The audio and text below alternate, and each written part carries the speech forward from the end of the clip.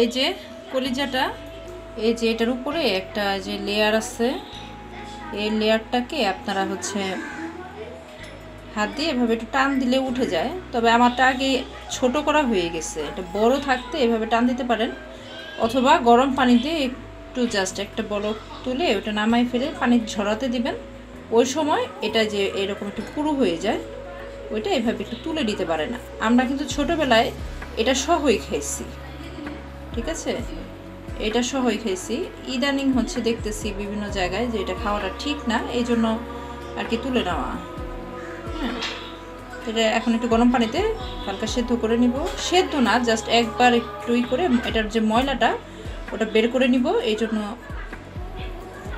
Just একবার একটু boil করে নেওয়া। এটা সেদ্ধ না, সেদ্ধ রান্নার সময় হবে। এই যেরকম করে জাস্ট একটু করবেন, বড় অবস্থায় এটা একটু ভালোভাবে করা যায়।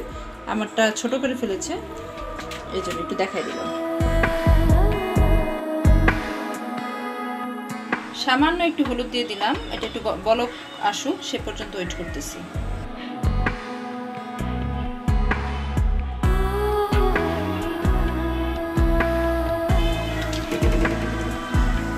এভাবে কলিজাগুলা আমি গরম পানির মধ্যে ছেড়ে দিলাম। এটা দিয়ে খুব বেশিক্ষণ কিন্তু রান্না করব না, জাস্ট এভাবে একটু নাড়াচাড়া করে দিচ্ছি। এই যে এটার মধ্যে যদি কোনো ময়লা থাকে এগুলো সব চলে যায় আর কি। দেখেন পানিটা কেমন হয়ে গেছে, ময়লা পানি বের হচ্ছে শুধু। জাস্ট একবার একটু বলক তুলে এটা আমি আবার মানে পানিটা ঝরাই নিব।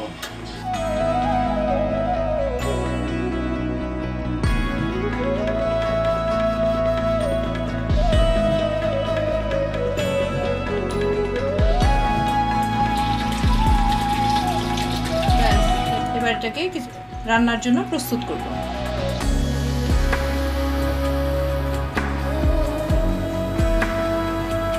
এখানে আছে আদা বাটা, রসুন বাটা আর জিরা বাটা।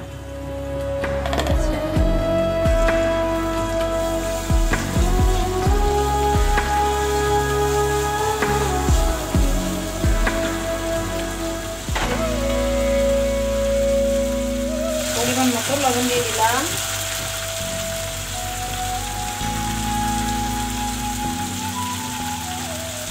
তারপরে দিচ্ছি হলুদ,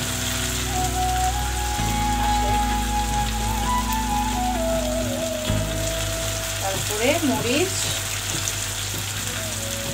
মরিচটা তো অবশ্য যার যার মানে টেস্ট অনুযায়ী।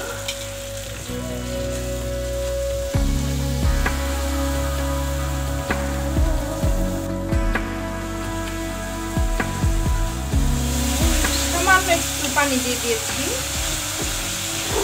মশলাটা একটু কষানোর জন্য।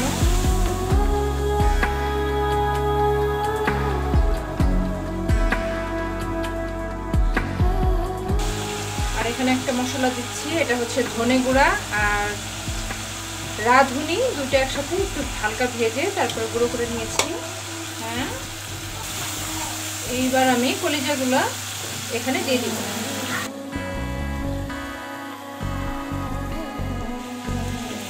এবার এটাকে ভালো করে মিশিয়ে নাড়াচাড়া করে তারপরে কি করবো বলেন তো, সেদ্ধ হওয়ার জন্য ঢেকে রাখবো।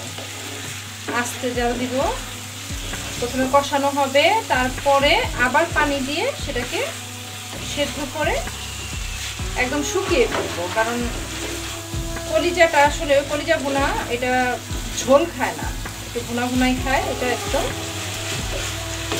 ঠিক আছে। এখন এটা একটু ঢেকে রাখবো।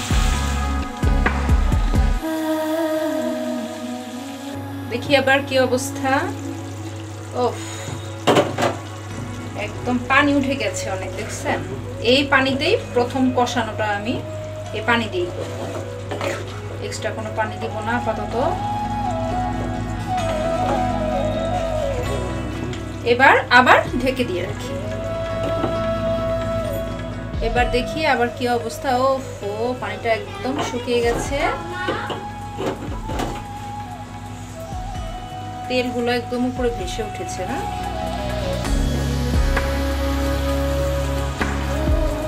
খুব সুন্দর একটা গন্ধ বের হয়েছে। এটা তো প্রথমবার একটু কষানো হলো, এবার আমি এটাতে 1 কাপ পরিমাণ পানি দিয়ে দিব, দিয়ে আবার একটু ঢেকে রাখবো। তারপর এটা খাওয়ার ইনশাল্লাহ খাওয়ার উপযোগী হয়ে যাবে। খুন্তিটা ধুয়ে পানি দিয়ে দিচ্ছি।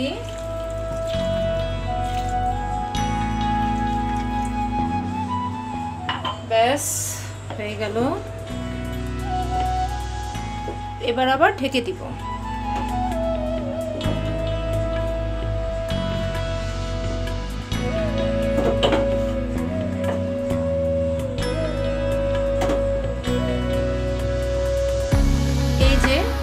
বড় বড় পিসগুলো দেখতে পাচ্ছেন, এটা হচ্ছে তিল্লি বলে আমাদের দেশে। আপনাদের দেশে বা বিভিন্ন জায়গায় আসলে এগুলোকে কি বলে আমাকে কিন্তু অবশ্যই কমেন্ট করে জানাবেন। এই যে দেখুন কয়েকটা পিস আছে, এইগুলো আমি একটু বড় রেখেছি, উপর থেকে কোনো কিছুই আর সরাইনি, কোনো লেয়ার বা আবরণ যেটা থাকে সেটা সরাইনি, কারণ এটা আমরা ভর্তা করে খাই। হ্যাঁ, এই রান্নাটা হোক, তারপরে আমি কিভাবে তিলিটা ভর্তা করি সেটা আপনাদেরকে দেখাবো।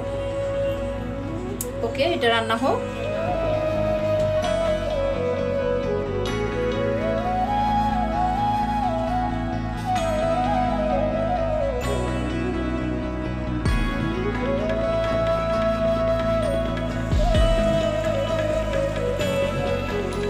আমরা তো এরকম ঘন ঘনাই খাই, আপনারা কিভাবে খান কলিজা, গরুর কলিজা, আমাকে কমেন্ট করে জানাবেন।